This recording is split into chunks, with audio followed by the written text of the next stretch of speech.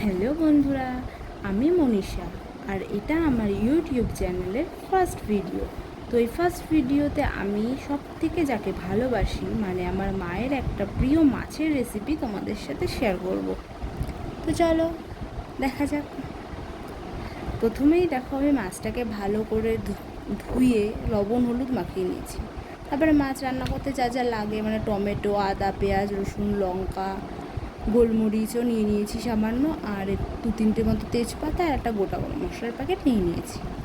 তারপরে আমি এই যে লঙ্কা, আদা, পেঁয়াজ, রসুন, গোলমরিচটাকে গোটা জিরে দিয়ে পেস্ট করে নেব। ব্যাস, পেস্ট হয়ে গেলে এটা মাছের মধ্যে ঢেলে দেবো।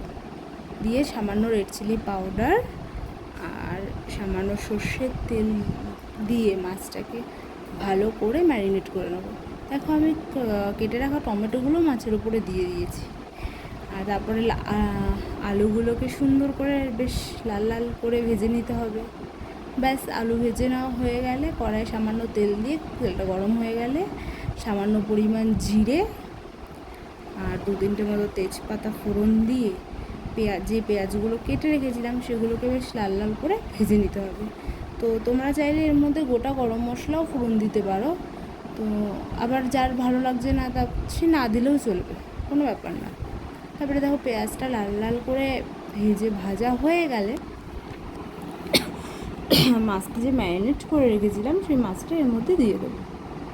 দিয়ে বেশ খানিকক্ষণ ধরে কষতে হবে। তো বন্ধুরা, তোমরা কি বুঝতে পারছো এটা আমি কী মাছ রান্না করছি?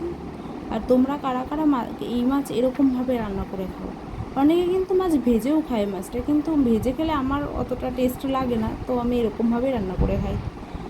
তো কী মাছ বুঝতে পারলে অবশ্যই জানিও কমেন্ট করে। দেখো, মাছ কষানো হয়ে গেলে সামান্য পরিমাণ জল দিয়ে ভেজে রাখা আলুগুলো তার মধ্যে দিয়ে দেবো।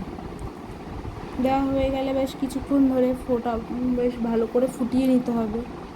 তা তোমরা কে কে এই মাছটা খেতে ভালোবাসো? আর এই মাছটা যে শুধু যে আমার মায়েরই খুব প্রিয় মাছ তা না, এই মাছটা খেতে আমিও বড্ড ভালোবাসি, কিন্তু এটা আমার মায়েরই প্রিয় মাছ। তো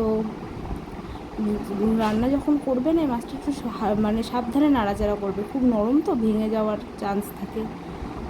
ব্যাস, ভালো করে ঝোলটা ফুটে গেলে একটু গরম মশলার গুঁড়ো, আমি এখানে সানরাইজের শাহি গরম মশলাটা ইউজ করেছি, তোমরা চাইলে অন্য কিছু ইউজ করতে পারো।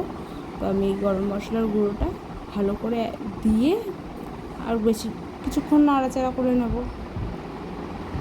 বেশিক্ষণ না, 2 মিনিটও লাগবে না, 2 মিনিটেরও কম। একটু নাড়াচাড়া করে নিলে রেডি টেস্টি মাছের ঝোল। আমি সত্যি বলছি, এই মাছটা চিকেনও ফেল করে। তো এই মাছটা খেতে কে খুব ভালোবাসে অবশ্যই কিন্তু কমেন্ট করে জানিও।